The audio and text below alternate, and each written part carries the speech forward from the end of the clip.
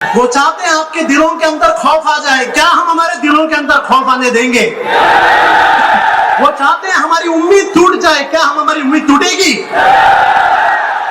India के अंदर RSS जानता है कि अगर कोई एक ऐसी कम्युनिटी है जिस कम्युनिटी ने आरएसएस के साथ आज तक कॉम्प्रोमाइज नहीं किया, बीजेपी के साथ आज तक कॉम्प्रोमाइज नहीं किया, तो वो मुस्लिम कम्युनिटी है। तो आरएसएस का एजेंडा है इन्हें जिंदा रखो, इन्हें इंडिया में रखो, लेकिन उनके दिल के अंदर खौफ था। हक हमें दो। सिर्फ और सिर्फ ये हक की बात करने के लिए उनके घर को बुलडोज किया जा रहा है। इन्हें याद रखना जरूरी है। हम सुना करते थे कि ऐसी माएं सिर्फ फिलिस्तीन में होते हैं। आज मुदस्सर की मां ने दिखाया ऐसी माएं इंडिया में भी होती हैं। इंडिया में और बहुत सारे ऐसे एक्टिविस्ट हैं जो आपकी आवाज बनकर दिन रात आपके लिए बात करते हैं, आपके लिए आवाज उठाते हैं, लेकिन उसके बदले उन्हें क्या मिलता है? उसके बदले उनके घर को बुलडोज किया जाता है, उसके बदले उन्हें यूएपी में डाला जाता है। चंथे से बेवकूफ दे दो।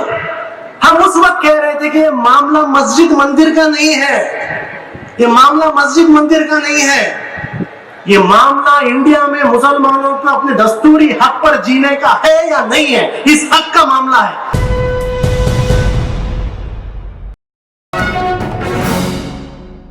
मुस्लिम कम्युनिटी को स्पेशली सामने आकर बहुत ही क्रूशियल, बहुत ही सीरियस इश्यूज पर जमा होना है, जमा होकर एक पैगाम देना है। आप में से बहुत सारे लोग सोचते होंगे कि हम यहां पर आकर बयान सुनने से क्या होगा। देखिए, आपका यहां पर आना ही एक पैगाम देता है कि आपके दिलों के अंदर अभी तक खौफ नहीं आया। यह पैगाम आज के जमाने में बहुत अहम पैगाम है। मैं मेरी बात आज शुरू करता हूं याद कर मुदस्सर को और सुहेल को, वो जो शहीद जिन्होंने नबी करीम सल्लल्लाहु अलैहि वसल्लम की इज्जत के लिए कल अपनी जान दे दी।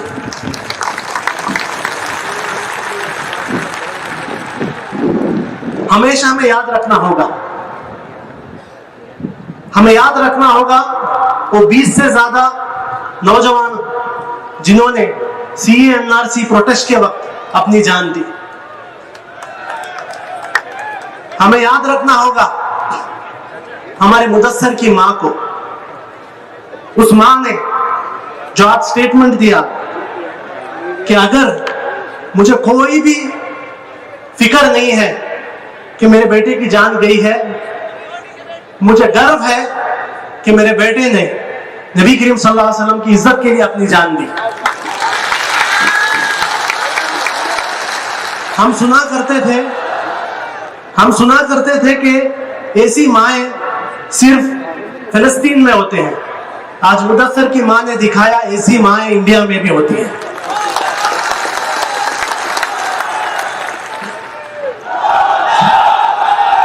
हमें याद करना है, आज एक सीए एनआरसी और मुसलमानों की आवाज बनी हुई एक एक्टिविस्ट आफरीन फातिमा का घर को आज बुलडोजर के साथ तोड़ा गया।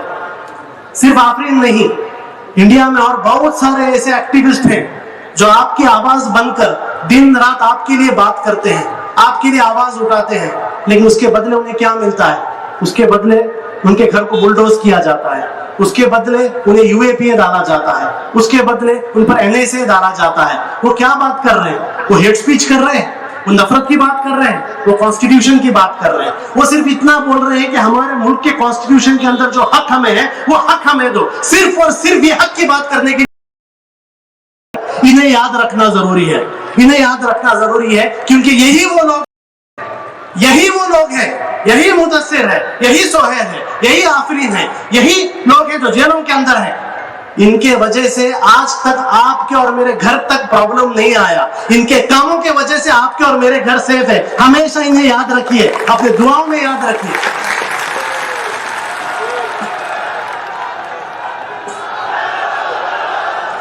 देखिए, आज मुल्क के अंदर मुझसे पहले काले साहब ने प्रॉब्लम क्या है आपके सामने बहुत क्लियर रखा।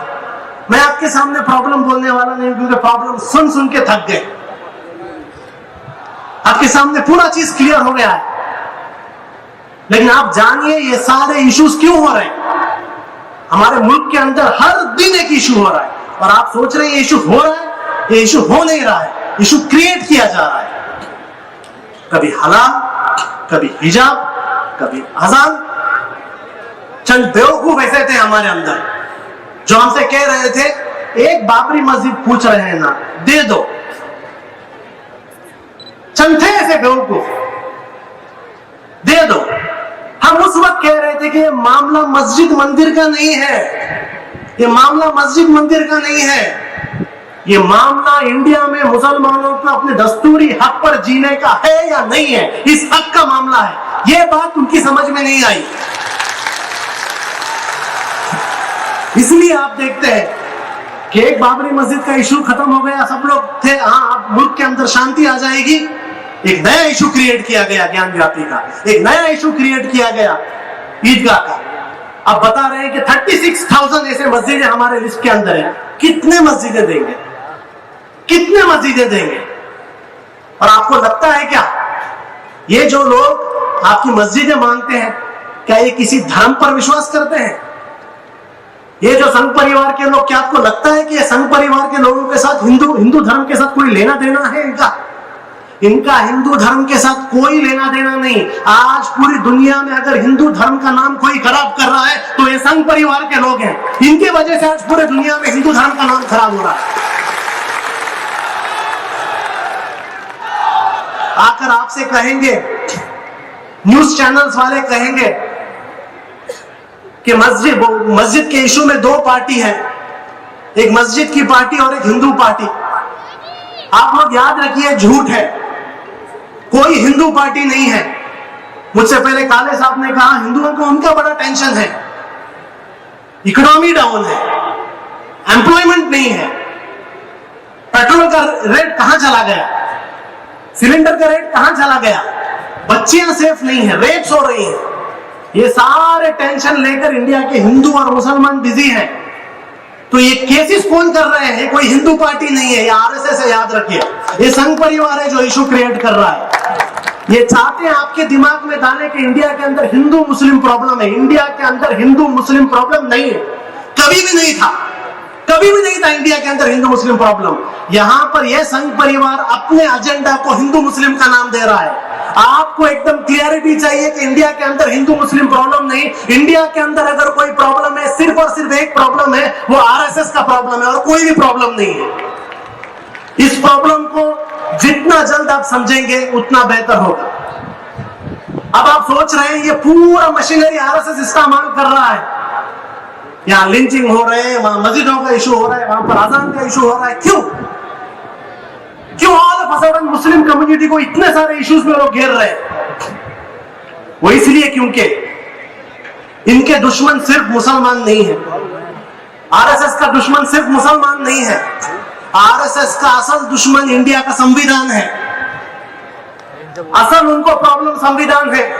ये वो लोग थे जो चाहते थे कि एक छोटा से गिरोह पूरे मुल्क पर हुकूमत करे, एक छोटे से तबके के पास जात के नाम पर पूरा हुकूमत इनके हाथ में हो।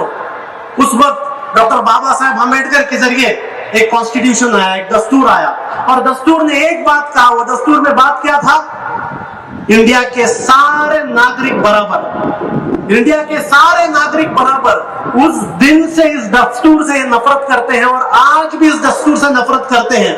थोड़ा ड्रामा करेंगे, दिल्ली में बैठे थोड़े इनके लीडर्स थोड़ा ड्रामा करेंगे कि दस्तूर से बहुत मोहब्बत है, क्योंकि दिल्ली में बैठे हुए लोग ये अच्छे एक्टर्स हैं, इन्हें बहुत अच्छी एक्टिंग आती है।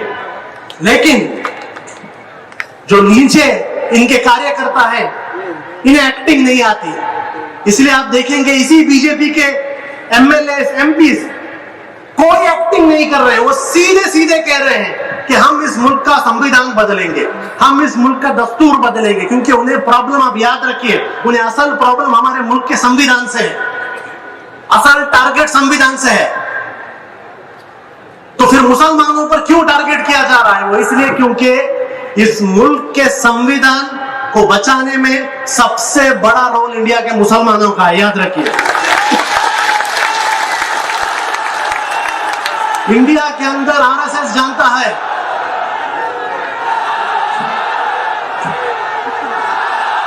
इंडिया के अंदर आरएसएस जानता है कि अगर कोई एक ऐसी कम्युनिटी है जिस कम्युनिटी ने आरएसएस के साथ आज तक कॉम्प्रोमाइज नहीं किया, बीजेपी के साथ आज तक कॉम्प्रोमाइज नहीं किया, तो वो मुस्लिम कम्युनिटी है। गर्व से कहते हैं हम लोग, आज तक हमने कॉम्प्रोमाइज नहीं किया। इसलिए इतनी बड़ी एक मुस्लिम कम्युनिटी को टारगेट किया जा रहा है। और टारगेट क्या करेंगे? 25 करोड़ मुसलमान हैं, 25 करोड़ मुसलमानों को ना तो कत्ल कर सकते हैं, 25 करोड़ मुसलमानों को इंडिया से बाहर भी नहीं भेज सकते, तो क्या करेंगे? तो आरएसएस का एजेंडा है, इन्हें जिंदा रखो, इन्हें इंडिया में रखो, लेकिन इनके दिल के अंदर खौफ डालो, इनके दिलों के अंदर खौफ डालो, इनके अंदर जो होप है, जो उम्मीद है, उस उम्मीद को मार दो। तो आज आप ये पूरे इंडिया में जो भी इंसिडेंट्स देख रहे हैं, इंसिडेंट्स क्या है? ये इंसिडेंट्स आपके दिलों के अंदर खौफ डालने के लिए, आपके अंदर से उम्मीद खत्म करने के लिए है। लेकिन अभी इंडिया के मुस्लिम कम्युनिटी को डिसाइड करना पड़ेगा, हमें डिसाइड करना पड़ेगा, क्या हम उनके प्लान को कामयाब होने देंगे? वो चाहते हैं आपके दिलों के अंदर खौफ आ जाए, क्या हम हमारे दिलों के अंदर खौफ आने देंगे? वो चाहते हैं हमारी उम्मीद टूट जाए, क्या हम हमारी उम्मीद टूटेगी? ये जवाब पूरे इंडिया में गूंजना होगा। खौफ,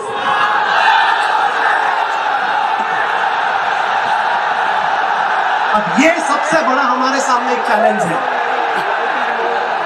खौफ, डर, होपलेसनेस, इसको तोड़ना होगा। हमें हमारे संविधान पर अभी भी भरोसा है।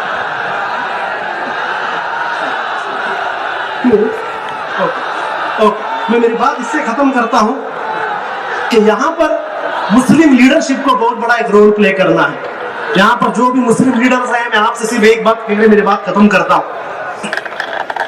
वो बात यह है कि आपकी सबसे बड़ी जिम्मेदारी है नौजवानों को उम्मीद दीजिए, नौजवानों को होप दीजिए, नौजवानों को कॉन्फिडेंस दीजिए, लोकल सपोर्ट सिस्टम्स बनाइए, एक पर हमला सब पर हमला, ये कॉन्सेप्ट लेके आइए। ये जो अभी एक बुलडोजर का एक सिस्टम लेके आ रहे हैं, किसी के भी घर पर बुलडोजर आया, अपने घर में बुलडोजर आए जैसा है। किसी के घर में बुलडोजर आया, मेरे घर में बुलडोजर आए जैसा। ये एक नेचर बनाइए। उलमाओं से मैं कहना चाहता हूं, सिर्फ एक काम कीजिए, सिर्फ एक काम कीजिए, कौम के अंदर इज्जत और गैरत पैदा कीजिए, सिर्फ इज्जत और गैरत पैदा कीजिए। बस इतना आप करेंगे, इस कौम के अंदर आज भी वो काबिलियत है कि वो एक चैलेंज इसको फेस कर सके। मैं इसी बात से अपनी बात को खत्म करता हूं।